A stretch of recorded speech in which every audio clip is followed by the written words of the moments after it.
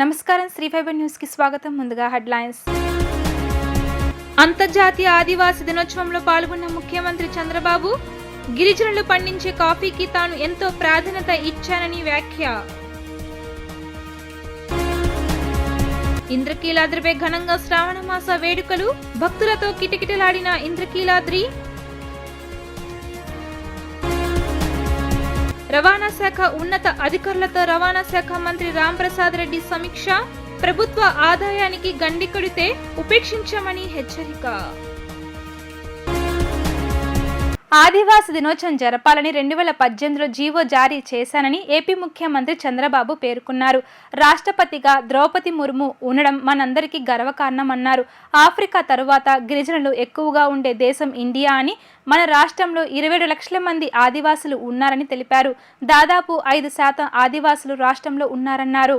ముఖ్యమంత్రి చంద్రబాబు ప్రపంచ ఆదివాసీ దినోత్సవం వేళ గిరిజనులతో కలిసి సందడి చేశారు. ఆదివాసీ దినోత్సవ కార్యక్రమంలో పాల్గొనేందుకు తుమ్మలపల్లి కళాక్షేత్రానికి వచ్చిన చంద్రబాబుకు మంత్రి గుమ్మడి సంధ్యారాణి, ఎమ్మెల్యేలు ఘనస్వాగతం పలికారు. అనంతరం గిరిజనులతో కలిసి చంద్రబాబు దిన్సా నృత్యం చేశారు. గిరిజనుల వద్దకు వెళ్లి వారిని పలకరించి వారితో మమేకమయ్యారు. ఆ తరువాత డప్పు కొట్టి గిరిజనులను ఉత్సాహపరిచారు. వివిధ వేషధారణలతో వచ్చిన వారితో ముచ్చటించారు. అనంతరం అరకు కాఫీ తాగిన సీఎం చంద్రబాబు గిరిజనుల తయారు చేసిన ఉత్పత్తులతో ఏర్పాటు చేసిన ప్రదర్శనశాల వద్దకు వెళ్లారు. గిరిజన ఉత్పత్తులను పరిశీలించారు. తుమ్మలపల్లి కళాక్షేత్రంలో ఆదివాసీ దినోత్సవానికి హాజరైన సీఎం చంద్రబాబు గిరిజనులతో మమేకమయ్యారు. ఈ సందర్భంగా ఆయన మాట్లాడుతూ, గురువు లేకుండా విద్య మీద ఫోకస్ పెట్టి విల్లు విద్యను నేర్చుకున్న ఆదర్శవంతుడు ఏకలవ్యుడు అని, ఆయన గిరిజనులకు స్ఫూర్తిగా నిలిచాడని పేర్కొన్నారు. గిరిజనులు పండించే కాఫీకి తాను ఎంతో ప్రాధాన్యత ఇచ్చానని తెలిపారు.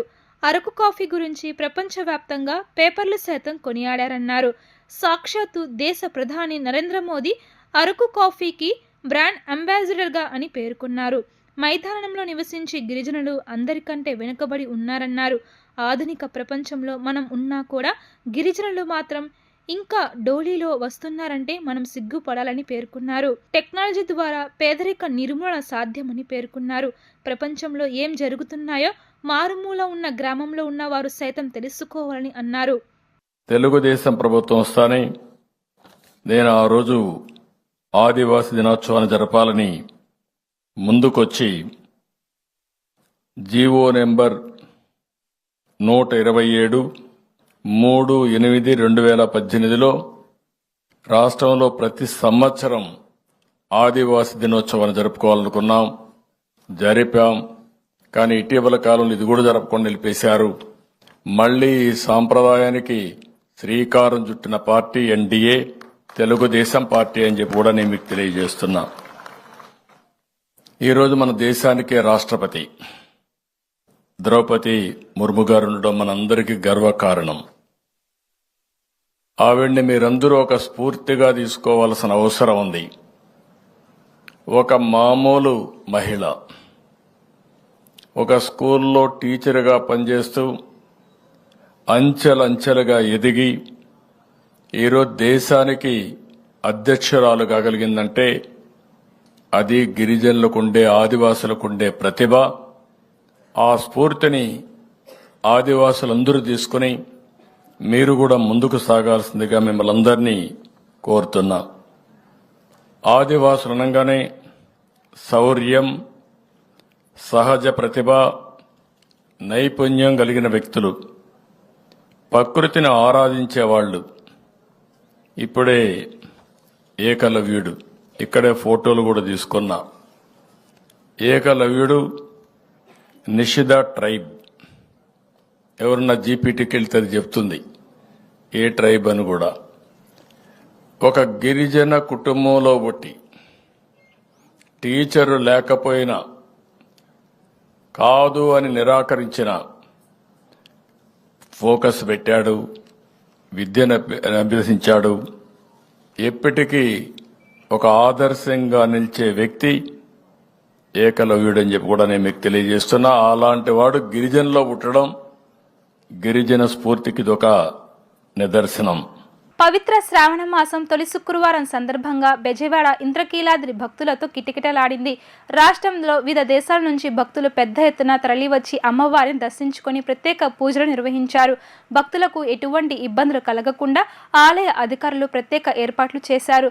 దుర్గమ్మ నామస్మరణంతో ఇంద్రకీలాద్రి మారుమోగుతుంది. ఇంద్రకీలాద్రిపై కొలువు తీరిన దుర్గమ్మ సన్నిధిలో శ్రావణ శోభ వెల్లివిరిసింది. శ్రావణ మాసం మొదటి శుక్రవారం కావడంతో భక్తులు పెద్ద ఎత్తున తరలివచ్చారు. శ్రావణ మాసంలో అమ్మవారికి కుంకుమ అర్చనలు నిర్వహించడంతో పాటు ప్రత్యేక పూజలు నిర్వహించడం ఆనవాయితీ. రాష్ట్రంలో వివిధ ప్రదేశాల నుంచి భక్తులు పెద్ద ఎత్తున తరలివచ్చి అమ్మవారిని దర్శించుకున్నారు. వేకువజాము నుంచే భక్తులు అమ్మవారి దర్శనానికే క్యూ లైన్లో బారులు తీరారు. అమ్మలగన్న అమ్మ దుర్గమ్మను దర్శించుకుని ప్రత్యేక పూజలు నిర్వహించారు. శ్రావణ శుక్రవారం సందర్భంగా ఆలయాన్ని వివిధ రకాల పుష్పాలతో అందంగా అలంకరించారు. పెద్ద సంఖ్యలో భక్తులు తరలి రావడంతో ఇంద్రకీలాద్రి పండుగ శోభను సంతరించుకుంది. ఇక ఈ నెల 16న వరలక్ష్మీ వ్రతం పర్వదినం సందర్భంగా జగన్మాత దుర్గమ్మ వరలక్ష్మీదేవి అలంకారంలో భక్తులకు దర్శనం ఇవ్వనున్నారు. ఈ నెల 23న ఇంద్రకీలాద్రిపై అమ్మవారి సన్నిధిలో సామూహిక వరలక్ష్మి వ్రతం నిర్వహించేందుకు అధికారులు ఏర్పాటు చేస్తున్నారు. భక్తులకు ఎటువంటి ఇబ్బందులు కలగకుండా అధికారులు ప్రత్యేక చర్యలు చేపట్టారు. జయ దుర్గా జయ జయ దుర్గా అంటూ భక్తుల శరణఘోషతో ఇంద్రగిరులు మారుమోగుతున్నాయి. రవాణా శాఖ ఉన్నత అధికారులతో రవాణా శాఖ మంత్రి మండపల్లి రాంప్రసాద్ రెడ్డి సమీక్ష సమావేశం నిర్వహించారు. రవాణా శాఖలో కొందరు అధికారులు చేతివాటం ప్రదర్శిస్తున్నారని ఆరోపించారు. ప్రభుత్వ ఆదాయానికి గండి కొడుతూ అవినీతి అక్రమాలకు పాల్పడుతున్నారని ఆగ్రహం వ్యక్తం చేశారు. అక్రమార్కుల పని బట్టి ప్రభుత్వానికి ఆదాయాన్ని పెంచేలా చర్యలు తీసుకోవాలని ఆదేశించారు. వైసీపీ అధినేత జగన్ చేసే టాటాకు చెప్పులకు తామెవ్వరం భయపడమంటున్న మంత్రి రాంప్రసాద్ రెడ్డితో మా ప్రతినిధి లిఖిత ఫేస్ టు ఫేస్. రవాణా శాఖ అధికారులతో మంత్రి రాంప్రసాద్ రెడ్డి సమీక్ష నిర్వహించారు. ప్రధానంగా అసలు వాళ్ళు ఏ సమస్యలు దృష్టికి తీసుకొచ్చారు, మనతో మాట్లాడటానికి రాంప్రసాద్ రెడ్డి ఉన్నారు. ఆయన అడిగి తెలుసు సార్, చెప్పండి ప్రధానంగా అసలు ఏ సమస్యలు తీసుకొచ్చారు, అసలు ఏంటి? రొటీన్గా ఈరోజు రాష్ట్ర ప్రభుత్వం ఏర్పాటైన తర్వాత ట్రాన్స్పోర్ట్ మీద, అలాగే ఏపీఎస్ఆర్టీసీ మీద మా ప్రిన్సిపల్ సెక్రటరీ అయితేనేం, ట్రాన్స్పోర్ట్ కమిషనరు, అలాగే మా ఈడీస్తో ఇక్కడ మీటింగ్ పెట్టడం జరిగిందండి. ముఖ్యంగా మా ప్రభుత్వం యొక్క లక్ష్యం ఏంటంటే, మేము ప్రజాపక్షం, ప్రజలకు సంబంధించిన ఏ కార్యక్రమాలు చేపట్టాలన్నా కూడా క్షుణ్ణంగా పరీక్షించి ఏవైతే పథకాలు మేము ప్రజల దగ్గర తీసుకొని పోతున్నామో అవన్నీ 100% ట్రాన్స్పరెన్సీతో ప్రజలకు చేరాలని చెప్పి ఈ సమీక్ష పెట్టాం. ముఖ్యంగా ఆంధ్రప్రదేశ్ రాష్ట్ర రోడ్డు రవాణా సంస్థలు అయితేనేం, అలాగే ట్రాన్స్పోర్ట్లు అయితేనేం ఏ విధమైన చర్యలు తీసుకుంటే ఇంకా ప్రజలకు దగ్గర అవుతామో ఆ విధంగా ఈరోజు మేము మాట్లాడుకున్నాం. రేపు 12వ తారీఖున మా ముఖ్యమంత్రి గారు ఈ శాఖల మీద సమీక్ష ఉంది కాబట్టి రేపు మేము ఇవ్వబోయే ఉచిత బస్సు గురించి అయితేనేం, అలాగే ట్రాన్స్పోర్ట్లో ఉన్న యాక్సిడెంట్లు జరుగుతాయని చాలామంది చెప్తున్నారు. నాణ్యమైన సేవలు అందిస్తే ఏ విధంగా చర్యలు తీసుకోవాలో ఈ అన్నిటి మీద సమీక్ష అయితే జరిపాము. నేనైతే ఒకటే చెప్తున్నా, రాబోయే 5 సంవత్సరాల్లో గత ప్రభుత్వం లాగా కాకుండా మెరుగైన ప్రజాహితం కోరే సంస్థగా ఏపీఎస్ఆర్టీసీ అనేది పనిచేస్తుంది. సార్, గత 5 సంవత్సరాలుగా ఎన్నో అవినీతి ఇప్పటికే ముఖ్యమంత్రి చంద్రబాబు శ్వేతపత్రాలు రిలీజ్ చేశారు. వాళ్ళు బాధ్యులు ఎవరైతే ఉన్నారో ఆర్టీసీపై ఎలాంటి చర్యలు తీసుకోబోతున్నారు? తప్పకుండా అండి. తప్పులు చేసినోడు ఎక్కడైనా తప్పే, దొంగ ఎక్కడైనా దొంగ అవుతాడు, ఇండియాలో అయినా ఆఫ్ఘనిస్తాన్లో అయినా. కాబట్టి గత ప్రభుత్వాల్లో ఎవరైనా రాజకీయ జోస్యం చేసుకొని ఈ సంస్థ యొక్క నిధుల విషయంలోనో ఆస్తుల విషయంలోనో తప్పులు చేసి ఉంటే అది రాజకీయ నాయకులైనా ఇక్కడ సంస్థకు చెందిన ఉద్యోగస్తులైనా శిక్షార్హులే. తప్పకుండా అలాంటి ఏదైనా ఫిర్యాదులు వస్తే ముఖ్యమంత్రి గారి దృష్టికి తీసుకొని పోయి కమిటీ వేసి నిష్పక్షపాతంగా చర్యలు తీసుకునేదానికి నేనున్నానని చెప్పి రాష్ట్ర రవాణా శాఖ మంత్రిగా మీకు చెప్తున్నా. సార్, కూటమి ప్రభుత్వం ఏర్పడ్డాక ఇటు ముఖ్యమంత్రి చంద్రబాబు ఇప్పటికే ప్రతిపక్ష హోదాలో ఉన్నప్పుడు సూపర్ 6 పథకంగా ఉచిత బస్సు ఏర్పాటు చేస్తారని చెప్పి దానికి ఎలాంటి ప్రణాళికలు సిద్ధం చేస్తున్నారు? అంటే బస్సులు అంటే ఇప్పుడు మీరు ఆల్రెడీ తెలంగాణ వెళ్ళారు, కర్ణాటక వెళ్ళారు, ఒక అధ్యాయం చేశారు. అసలు ఎలాంటి ప్రణాళిక? ముఖ్యంగా ఏదైతే ఎలక్షన్ హామీలలో మహిళా మూర్తులందరికీ ఫ్రీ బస్ సర్వీస్ అనేది మేము చెప్పడం జరిగింది. మేము చెప్పిన విధంగానే ముందు ఏవేవైతే ఆ ప్రయారిటీ లిస్టులో మేము యువత వస్తూ ఉంది. పెన్షన్లు ఇచ్చేసాము, డిఎస్సికి నోటిఫికేషన్ ఇస్తున్నాము. అలాగే రేపు 15వ తారీఖున అన్నా క్యాంటీన్లు కూడా స్టార్ట్ చేస్తున్నాం. ఇంకా మహిళలకు సంబంధించి ఫ్రీ ట్రాన్స్పోర్టేషన్ ఒకటి, 3 సిలిండర్లు సంవత్సరానికి ఇచ్చే పథకాలు 2 మిగిలి ఉన్నాయి కాబట్టి అతి త్వరలోనే ప్రజలకు చేరువలోకి తెచ్చేదానికి సిద్ధంగా ఉన్నాం. మీరు అడిగిన క్వశ్చన్కి నా ఆన్సర్ ఏంటంటే రేపు మెరుగైన సేవలు మేము ప్రజలకు ఇవ్వాలనుకుంటే దాంట్లో నాణ్యమైన సర్వీసులు కావాలా. రేపు ఏపీఎస్ఆర్టీసీలో బస్సులు కొనుగోలు విషయంలో చర్చించడం జరిగింది. అలాగే ఆ బస్సులు వచ్చేటప్పటికి ఆ బస్సుల్లో పనిచేసే దానికి డ్రైవర్లు కండక్టర్ల కొరత ఏమన్నా ఉందా, కొత్త నియామకాలు కావాలా, ఆ నియామకాల వల్ల ఈ రాష్ట్రంలో ఇంకొన్ని ఉద్యోగ కల్పన జరగచ్చా అనేది చర్చ జరిగింది.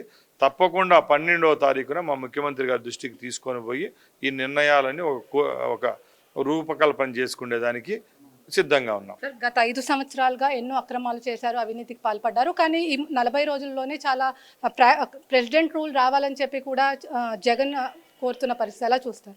ఇంకా అది ఆయన మెంటల్ స్టేటస్ ఎట్లుందో మాకు తెలియదండి. ఎందుకంటే ఆయనకు మాకు టచ్ తగ్గిపోయింది. ముఖ్యంగా ఈరోజు బంగ్లాదేశ్ గురించి 3 రోజుల నుంచి చర్చ జరుగుతూ ఉంది. ఆడ పరిస్థితి చూడండి, ఆంధ్రప్రదేశ్లో చూడండి. 14 సంవత్సరాలుగా ముఖ్యమంత్రిగా పనిచేసిన ఒక పెద్ద ఆయన భారతదేశంలోనే ఎక్కడా లేని విధంగా ఈ రాష్ట్రంలో కూటమికి పట్టం కట్టారు ఈ రాష్ట్ర ప్రజలు. పట్టుమని 56 రోజులు కూడా ఇంకా నిండలేదు. నీకు అధికార మదం అనుకోండి, అధికార వాంఛతో నువ్వు ఢిల్లీకి పోయి ధర్నాలు చేయడము, ఇక్కడ ఏదో అన్యాయం జరిగిపోతుంది, ఎక్కడో వాళ్ళ సొంతంగా ఏదైనా సమస్యలు వచ్చి రెవెన్యూ దగ్గర ఇంకో దగ్గర ఏదైనా హత్యలు జరిగితే కూడా రాజకీయ హత్యలుగా నువ్వు మార్చి ప్రజల దగ్గరికి పోతా అంటే ప్రతి ఒక్కరు నవ్వుతూ ఉన్నారు. ఎందుకంటే ప్రభుత్వం అనేది 5 సంవత్సరాలు నిండుగా ఉంటుందండి. 2 నెలలకో 3 నెలలకో నీ ధర్నాల వల్ల, నీ తాటాకు చప్పుట్ల వల్ల ఇక్కడ ప్రభుత్వాలు మారవు. మేము ఒకటే చెప్తున్నాం, చిత్తశుద్ధి అనేది ఉంటే నీకు ప్రతిపక్ష హోదా కూడా అసెంబ్లీలో ఇలేదు ఈ ప్రజలు. అయినా కూడా మా ముఖ్యమంత్రి గారి గౌరవంతో నీకు ప్రతిపక్ష నాయకుడిగా గ్రహించి ఆ రోజు ప్రమాణ స్వీకారానికి కూడా ప్రోటోకాల్ లేకుండా కూడా ఇవ్వడం జరిగిందంటే ఒకసారి నీ ప్రభుత్వానికి ఇప్పుడున్న ప్రభుత్వాన్ని యొక్క తేడా ఒకసారి గ్రహించి 5 సంవత్సరాలైనా నీకు ఓట్లేసిన ప్రజలు ఉన్నారు కదా 40% ఓట్లు, వాళ్ళ మీద గౌరవంతో అయినా ఇక్కడ మా ప్రభుత్వానికి అవకాశం ఇచ్చిన ఈ ప్రజల మీద గౌరవంతో అయినా ప్రతిపక్ష పాత్ర అనేది వహించి ప్రజలకు ఏమైనా సమస్యలు ఉంటే ప్రభుత్వాన్ని కోరే విధంగా చర్యలు తీసుకోవాలి. తప్పక ఏవంటే అవి మాట్లాడడం వల్ల ఏం ఒదిగేది అయితే ఉండదని తెలియజేసుకుంటున్నాను. Thank you sir. మొత్తం మీద చూసుకున్నట్లయితే ఇటు ఈ నెల 12వ తేదీ ముఖ్యమంత్రి చంద్రబాబు అధ్యక్షతన జరిగే మీటింగ్లో ఇవాళ ఏదైతే సమస్యలు ఉన్నాయో అవన్నీ కూడా దృష్టికి తీసుకెళ్తామని చెప్పి కూడా రాంప్రసాద్ రెడ్డి అయితే చెప్తున్నారు. అదేవిధంగా జగన్ చేసే తాటాకు చప్పుళ్లకు ఎవరు భయపడేది లేదని చెప్పి కూడా ఆయన చెప్తున్నారు. జగన్ ఏదైతే అవినీతి చేశారో అవినీతి చేసిన ఉద్యోగస్తులను కానీ ఎవరిని కూడా వదిలిపెట్టమని కూడా ఇక్కడ రాంప్రసాద్ రెడ్డి అయితే చెప్తున్నారు. ఇది ఇక్కడ ఉన్న పరిస్థితి. వీడియో జర్నలిస్ట్ అఖిల్తో లిఖిత, వీడియో న్యూస్, ఏపీఎస్ఆర్టీసీ నుంచి. ప్రకాశం బ్యారేజ్కి వరద ఉధృతి రోజురోజుకు పెరుగుతుంది. పులిచింతల నుంచి ప్రకాశం బ్యారేజ్కి వరద ప్రవాహం కొనసాగుతుంది.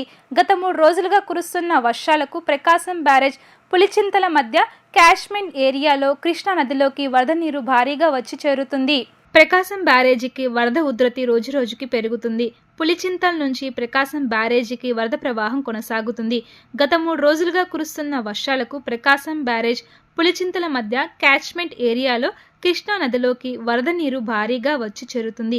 ఎన్టీఆర్ జిల్లాలో అలుగువాగు, ఎద్దులవాగు, పటమటివాగు, కట్టలేరు, మున్నేరు, వైరాయేరు పొంగి పొర్లుతున్నాయి. వరద ఉధృతి కారణంగా తాత్కాలికంగా భవానీ ద్వీపాన్ని మూసివేశారు. వరుసగా కురుస్తున్న వర్షాలతో పత్తి, పెసర, మినుము పంటలపై తీవ్ర ప్రభావం పడుతుంది. కృష్ణానదికి వరద పోటెత్తడంతో బ్యారేజీకి దిగువ ప్రాంతాలైన దివిసీమలోని లంక గ్రామాలకు రాకపోకలు బంద్ అయ్యాయి. ప్రకాశం బ్యారేజీ ఇన్ఫ్లో అవుట్ఫ్లో 3,10,000 క్యూసెక్కులు ఉంది. ప్రస్తుతం ప్రకాశం బ్యారేజీకి వరద నీరు పోటెత్తడంతో కృష్ణా ఈస్ట్ వెస్టర్న్ కాలువలకు 13,768 క్యూసెక్కుల నీటిని విడుదల చేశారు. కృష్ణానది పరివాహక ప్రాంత ప్రజలు, లంక గ్రామ ప్రజలను రెవెన్యూ అధికారులు అప్రమత్తం చేశారు. అత్యవసర సహాయం కోసం 1070 మరియు 112 మరియు 18004250 101 టోల్ ఫ్రీ నంబర్లను అధికారులు ఏర్పాటు చేశారు. సెంట్రల్ ఎమ్మెల్యే బోండా ఉమామహేశ్వరరావుపై ఎవరైనా అవాకులు చవాకులు పేలితే సహించేది లేదని 1వ డివిజన్ టీడీపీ నాయకులు హెచ్చరించారు. ఎన్ చంద్రలీల అనే మహిళ సోషల్ మీడియా వేదికగా ఇష్టం వచ్చినట్లు మాట్లాడుతున్న తీరును తీవ్రంగా ఖండించారు.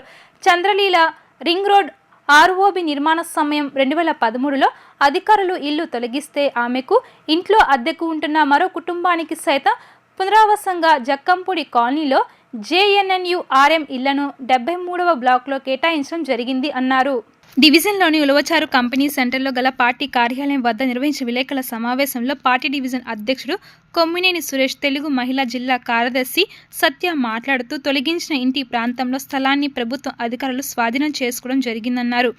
అయితే 2019లో వైఎస్ఆర్సీపీ ప్రభుత్వం అధికారంలోకి రాగానే ఆర్ఓబి నిర్మాణ నిమిత్తం తొలగించిన ఇంటి స్థలంలో అక్రమంగా నిర్మాణంను చంద్రలీల చేపట్టిందన్నారు. చంద్రలీల కుమారుడు అమృత్ నగరపాలక సంస్థలో అవుట్సోర్సింగ్ ఉద్యోగం చేస్తూ ఉంటాడు. పలువురు వైఎస్ఆర్సీపీ నాయకుల అండతో ప్రభుత్వం స్వాధీనం చేసుకున్న స్థలంలో ఇల్లు ఉన్నట్టుగా 2023 మార్చిలో ఇంటి పన్ను కట్టినట్లుగా తప్పుడు పత్రాలు సృష్టించారన్నారు. 2014 నుంచి 2022 వరకు ఇంటి పన్నులు ఎందుకు చెల్లించలేదో చెప్పాలన్నారు. ఆ స్థలంలో 40 గజాలను బొలుసు చెన్నమ్మ అనే మహిళకు ఒక పోర్షన్ను, మరొకరికి మరొక పోర్షన్ చొప్పున విక్రయం చేసినట్లు తెలిపారు. మా డివిజన్లో నిన్న ఒక వీడియో వచ్చిందండి. ఏదో ఫ్లైఓవర్ కింద ఇళ్ళ గురించి వచ్చింది. అది మేము చూసాము. అయితే దాంట్లో మా ఎమ్మెల్యే బోండా ఉమా గారి గురించి అనవసరమైన మాటలు, అనవసరమైన ఇవి ఉన్నాయండి. మా డివిజన్లో ఆవిడ చెప్పిన ప్రకారం వైసీపీ వాళ్ళ మీద కక్ష కడుతున్నారు, అది చేస్తున్నారు, ఇది చేస్తున్నారు అని చెప్పిందండి. ఇది 1వ డివిజన్ అండి. ఈ 1వ డివిజన్లో ఎవరి మీదైనా, వైసీపీ కార్యకర్తల మీద కానీ, ఎవరి మీద నాయకుల మీద కానీ, ఎవరి మీదైనా ఏ ఒక్క ఇన్సిడెంట్ జరిగిందని చెప్పించండి. ఏ ఒక్కటి జరగలేదండి. ఆవిడ అవసరం నిమిత్తం ఇక్కడ అంతకుముందు ఆ ఫ్లైఓవర్ కింద 2009లో ఫ్లైఓవర్ ఇచ్చినప్పుడు ఆవిడ ఇల్లు తీసేశారు. ఆ ఇల్లు తీసేసిన తర్వాత 2019లో వైసీపీ గవర్నమెంట్ వచ్చిన తర్వాత మళ్ళీ తీసేసిన ప్లేస్లో 3 పోర్షన్లు ఇల్లు కట్టి, ఆ 3 పోర్షన్లలో 2 పోర్షన్లు అమ్ముకొని 1 పోర్షన్లో ఉంటుంది. ఒకవేళ ఎవరైనా నిలదీసి అడిగితే వాళ్ళని SC ST అని చెప్పి నేను కేసు పెడతానని బెదిరిస్తుంది. వాళ్ళ అబ్బాయి ఎవరైతే ఉన్నారో అతను కొంతకాలంగా VMCలో ఉద్యోగం చేస్తున్నాడు. అతను కొన్ని మెలుగులు తెలియటం వల్ల దానికి ఇంటి పన్ను అన్నీ తెప్పించుకున్నారు. ఇది మా బోండా ఉమా గారి మీద అనవసరంగా, మా పార్టీకి, మా బోండా ఉమా గారికి అనవసరమైన మాటలు మాట్లాడితే మేము ఊరుకునేది ప్రసక్తే లేదండి. మా అమ్మగారి గురించి వేరేగా మాట్లాడినా, మా పార్టీ గురించి వేరేగా మాట్లాడినా మేము సహించేది లేదు. అనవసరమైన వాటికి ముందుకొచ్చి వైసీపీ నాయకత్వంలో పనిచేస్తున్న చంద్రలీల అనే మహిళ మా బోండమ్మ గారి గురించి అనవసరంగా వీధిపాలు చేస్తూ ఉన్నారు.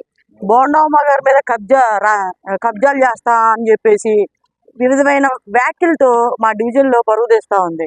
మా బోండమ్మ గారు ఎవరికైనా నిత్యం ప్రజల్లో ఉండే వ్యక్తి, ఏదైనా సరే మంచి పనులు చేసే వ్యక్తి. కానీ ఆ చంద్రలీల గారు వాళ్ళ వైసీపీ గవర్నమెంట్లో ఇల్లు తీసేసిన మాట వాస్తవమే.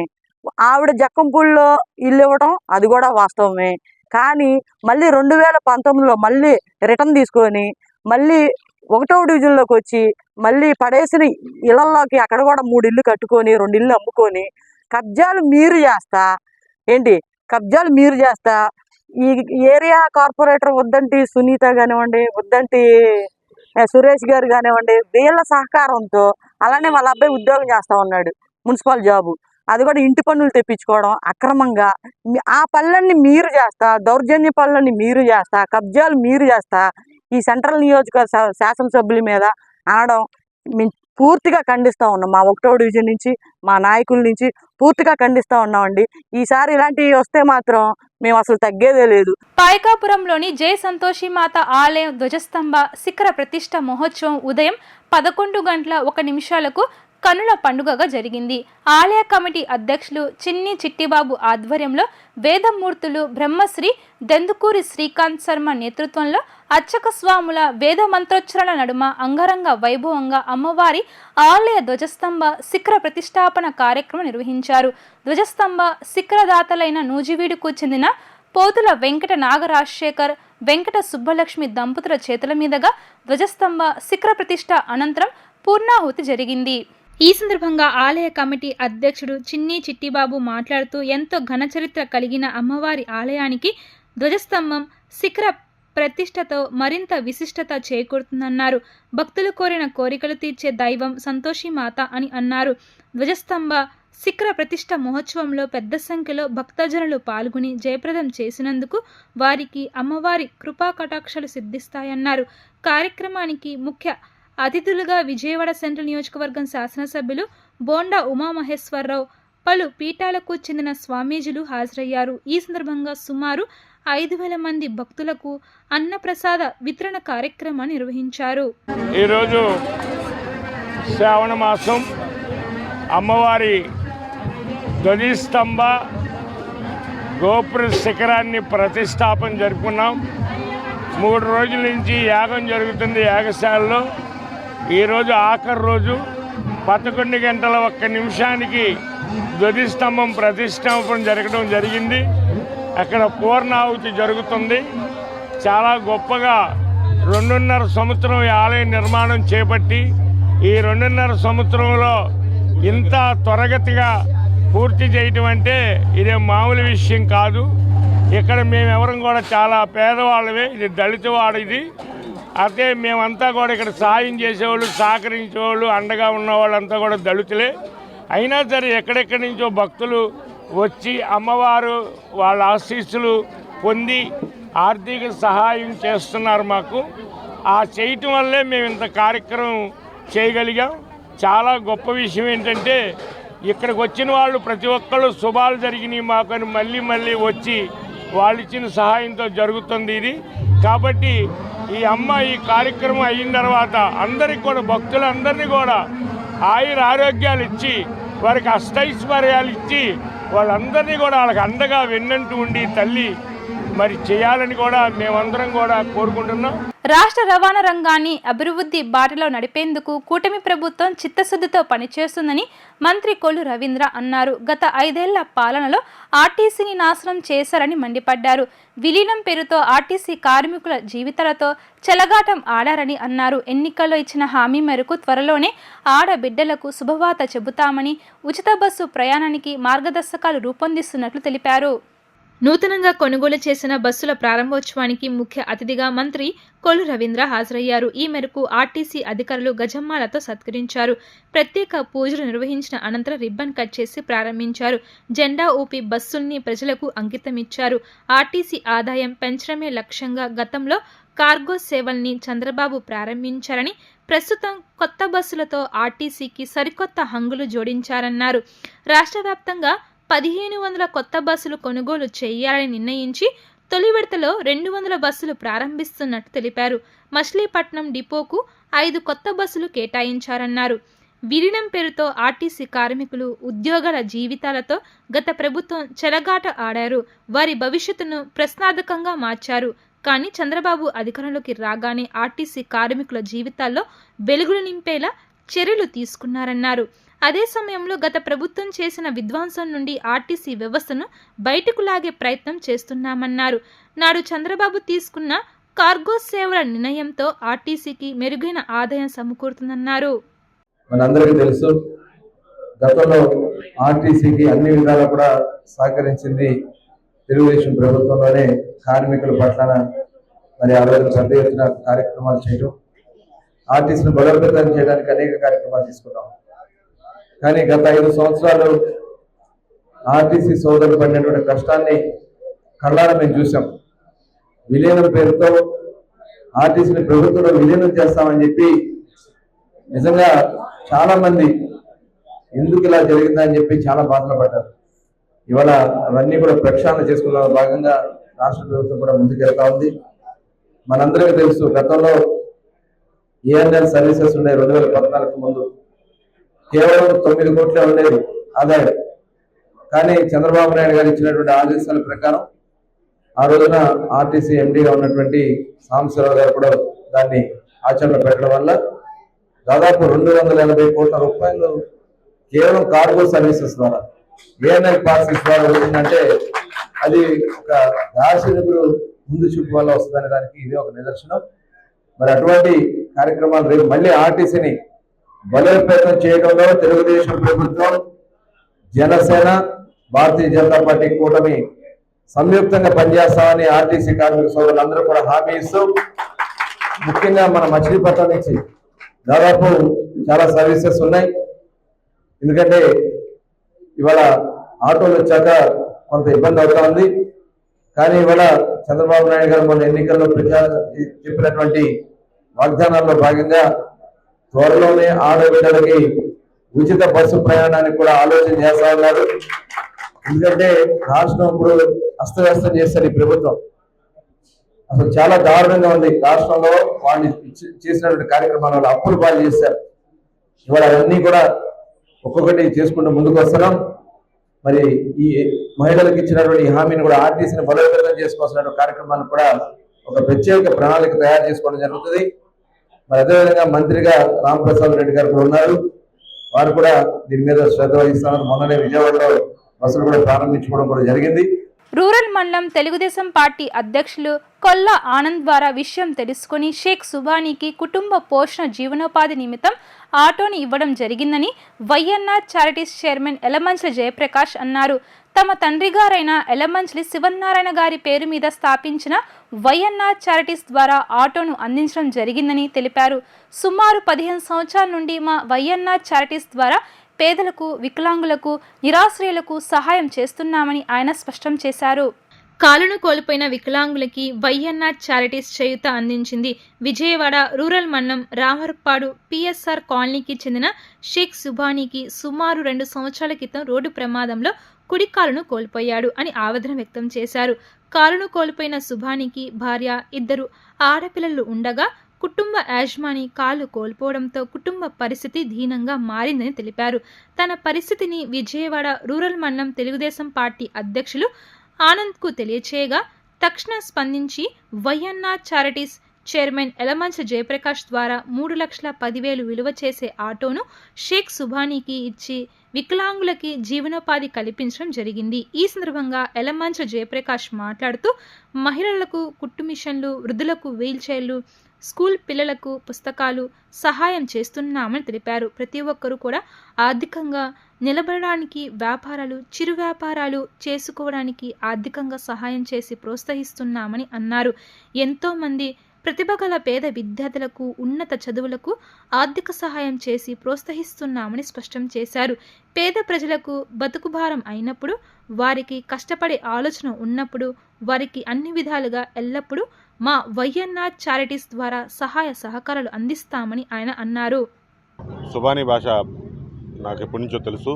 అతను ప్రమాద సేవతో కాలు కోల్పోయి నేను ఆటోగా నడుపుకోగలను, నాకేమైనా సహాయం చేయమంటే నేను వెంటనే ఎలమంచిలి జయ గారిని సంప్రదించగా ఇమీడియట్గా ఆయన క్షణం కూడా ఆలోచించకుండా, మేము ఎప్పుడు వెళ్ళినా కానీ అలాగే చేస్తారు, క్షణం కూడా ఆలోచించకుండా వాళ్ళకి ఏం కావాలో మొత్తం అన్ని చేసి పెట్టి ఆనందం అని చెప్పని మొత్తం చేసి పెట్టారు.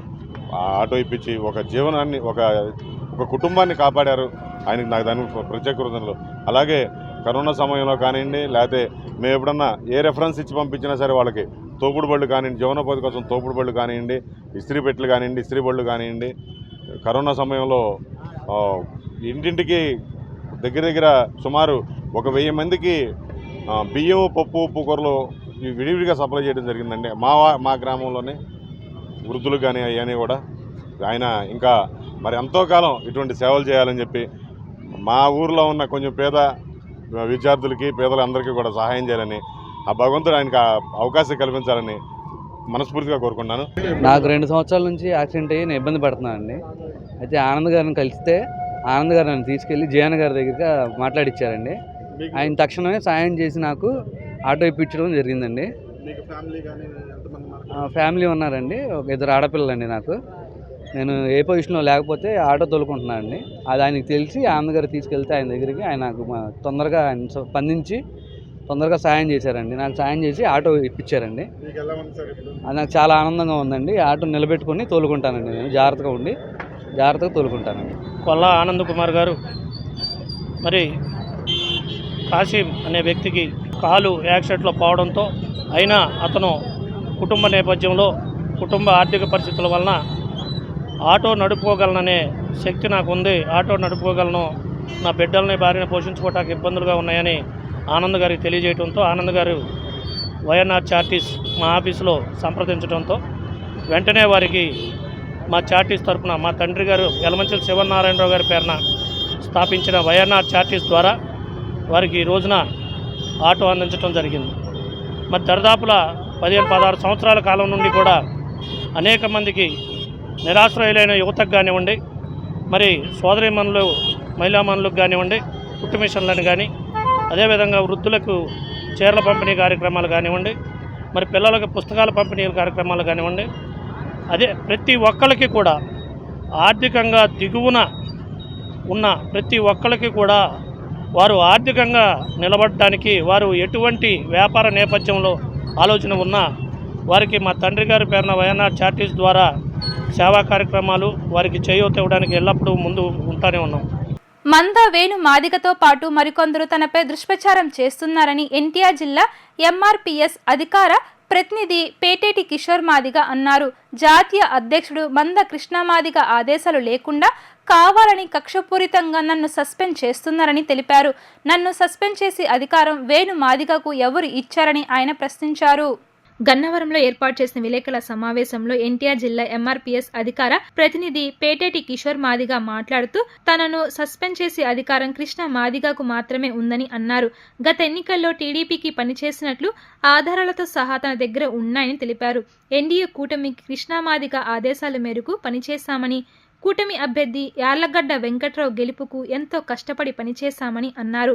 2023 ఫిబ్రవరిలో పాదయాత్ర అడ్డుపెట్టుకుని డబ్బులు దండుకుంది వేణు మాదిగ అని స్పష్టం చేశారు.